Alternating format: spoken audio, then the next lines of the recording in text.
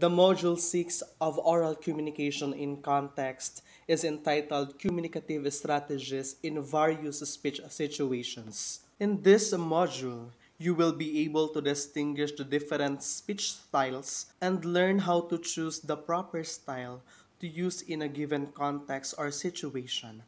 This way, you can prevent people from having a false impression on you and your message.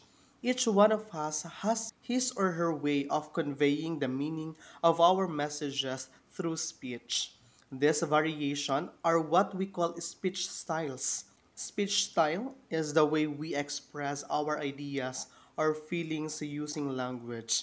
It involves the way we produce sounds and correctness of our grammar, the range of our vocabulary, and how we put it into use, and our intention. Each one of us has more than one style, and choosing the best style for a given situation is our challenge. Let us now learn the different speech style. According to Juice, the five speech style are the following: intimate, casual, consultative, formal, and frozen. As what the word suggests, this style is used when you are close to the person and you know him or her very well because you communicate in a regular basis. Can you name people who are intimate with? What kind of language do you use when you talk to these people? Do you have a private language with them? Do you share this private language with other people? An intimate style is used when you are with family members, best friend, close friends, or your loved one. Usually, you have a private language with these people which only you and they can understand, and you do not share this kind of language in public. For example, telling your best friend about your secrets or your problems, or telling someone special that you love him or her, or private talks with the girls. You use informal language when you talk to your best friend. You use short utterances and usually do not complete sentences when you talk with family members. You use more of the nonverbal component of communication when you want to show someone you love him. Your pitch is high when you share experiences with your girlfriends. When you use casual style, you are close to the person you are communicating with, but the situation does not need the use of formal language. Your receiver is usually a member of the same subculture you have. The person could be your best friend, family member, loved one, friend, peer from a shared interest organization, your classmate, or a person of your same age. Because most of the people you communicate with using this style are those from your age bracket. You have a common way of speaking, same set of words or phrases, and you understand each other's nonverbal communication.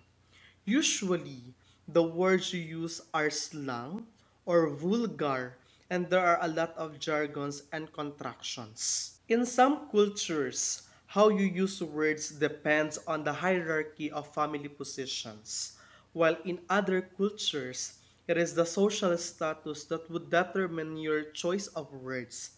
In the modern world, the closeness you have for a person is regarded when you choose which words to use. Closeness will refer to how well you have known each other and how much your personality have you shared with each other. What do you mean when we say slang, jargon, and contraction? The word slang has been misunderstood by many young people. Slang refers to a word or words created by a particular group. These words are not part of the standard vocabulary or language. It is predominantly used in speech rather than in writing. Every culture has its own slang. Slang is primarily used by younger people to set themselves in their group apart from the others, to gain popularity, or to creatively communicate informally. In informal situations and in academia, slang is discouraged. There are four types of slang. First, country slang. These are set of words used by those who are in a rural parts of a country. Example, redneck means farmer. Since farmers spend most of the day under the sun and their neck gets red because of the heat. Number two, urban slang. These are slang spoken by those from the city. Example, awesome sauce means awesome than awesome. Baby bump refers to the protruding abdominal region of a woman who is in the first trimester of pregnancy. Third, gay slang, used by gays, bisexual, homosexuals, or transsexual. For example, beat is an adjective means fabulous or extremely wonderful. Miscongeniality may refer to someone unlikable or someone very friendly. Fourth, common slang. It is used by almost everybody. For example, kudos is another word for respect or recognition. Jargons are words or phrases that are used in a specific setting, profession, or trade and might not be understood by people out of the setting or of different profession or trade. These words or phrases bear hidden meanings assumed and understood by people with the same profession or trade. For example, the word pitch in music denotes the highness or lowness of a note. In sports, specifically in baseball, pitch means to deliver or serve the ball to the batter. In television, in film production, pitch means to present an idea for screenplay. Jargons can also refer to the shorthand we developed to make communication easier. In this text and computer generation, where people wanted fast communication, jargons are commonly used. For example, LOL means laughing out loud. BTW means by the way. Contractions are shorthand version of a word created by removing internal letters and sounds. Contractions are not abbreviations or acronyms. The consultative style is used when we talk to strangers or when we do not know the person that well. In this style, the speaker uses professional or mutually accepted language and the listener participates and gives feedback. We use consultative style when we do group discussion, talk to colleagues, are in doctor-patient conversation, are in judge and lawyer conversation, and the like. Short sentences and colloquial language are used in this style. For example, I believe we have matching ideas about a project. So why don't we discuss this over coffee? Formal style is used in a formal setting. It does not encourage feedback and it does not have considerable social significance.